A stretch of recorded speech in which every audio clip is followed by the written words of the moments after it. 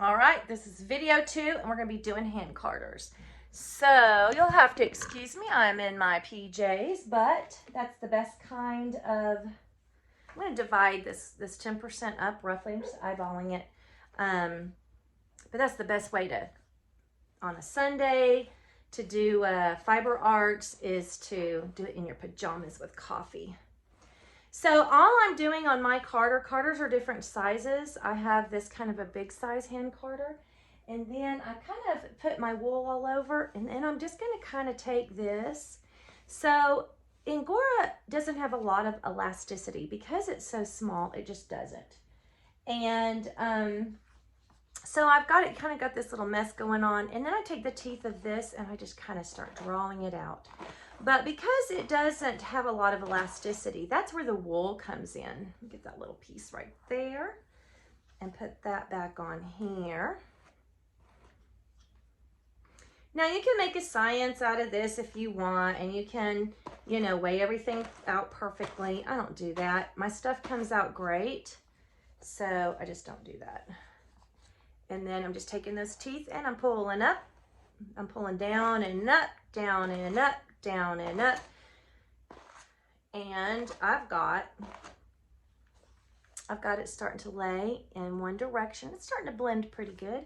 So what I'm going to do is take this off.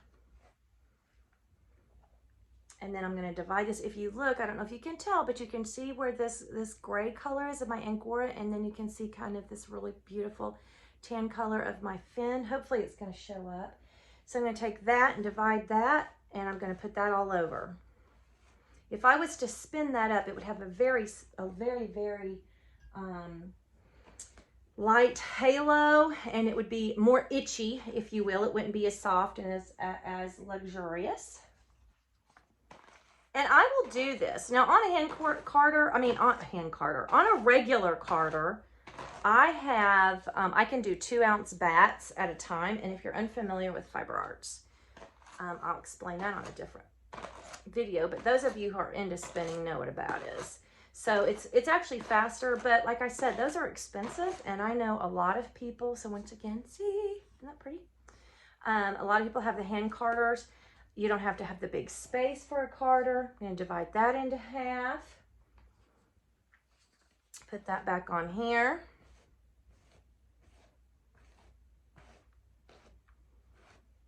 Get some more Angora out. Rub my Angora in there.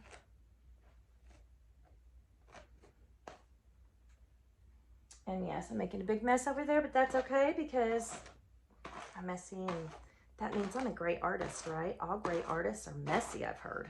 Must be true. So I just keep doing this. I'm going to pull this off and this off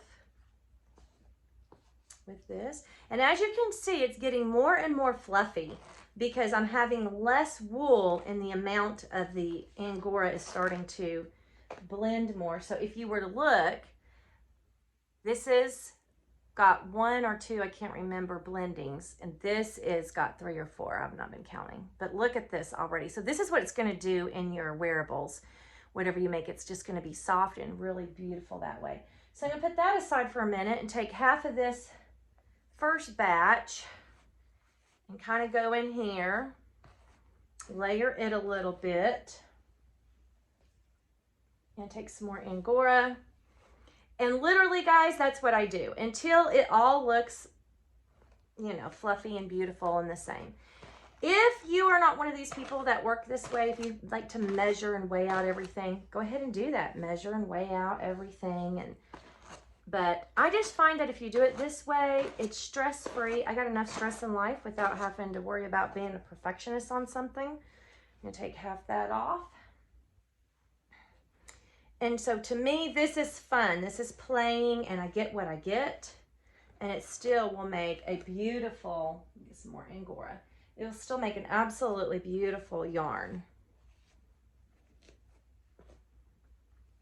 All right, so I'm going to get off here. I'm going to finish carding the rest of this. And then when I start spinning, which is the next video, video number 3, then you guys get to see that.